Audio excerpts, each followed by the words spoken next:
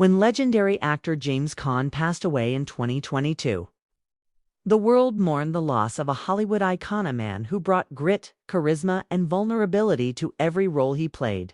But behind the tears and tributes, a far more complicated story began to unfold.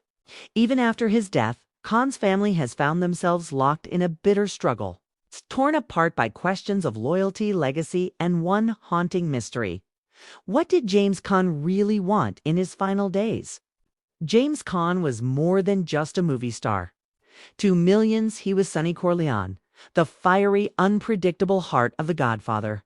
To others, he was the charming underdog of Elf, or the intense screen presence that defined a generation of American cinema. But to those closest to him, Caan was a deeply private, man-loving yet complicated, protective of his family and fiercely independent until the very end. As his health declined in his later years, those around him say he became increasingly reflective, concerned about how he would be remembered and who would control his legacy after he was gone. When Caan died at the age of 82, the tributes were immediate. Fans and fellow actors celebrated his career, calling him one of the last true old-school tough guys of Hollywood. But in the weeks that followed, whispers began to surface, rumors that his family wasn't united in grief, but fractured by disagreements over his estate and, more importantly, over his final wishes. According to insiders close to the family, Caan's will and final instructions weren't as clear-cut as many assumed. Over his lifetime, he'd been married 4 times and had 5 children, including actor Caan, best known for his role in Hawaii Five-0, despite their shared love and respect. Not everyone in the family saw eye to eye on how to handle his affairs. Some sources claim there were disputes over control of his estate, film royalties, and even decisions about how his life and legacy should be represented publicly. Others insist that the true conflict ran deeper, centered around how James wanted his later years to be remembered, and who had the right to tell his story. Those who knew James Caan say he was a man of principle.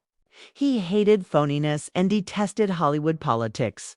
In private, he reportedly expressed fears about being exploited after his death, worried that people might twist his image or profit from his name without honoring the man he really was.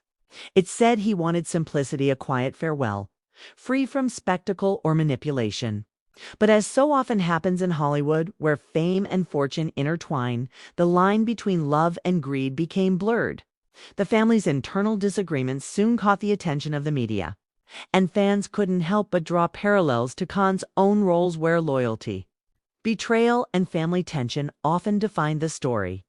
In life, he'd played the hot-headed son in The Godfather. In death, it seemed his own family saga had become just as dramatic.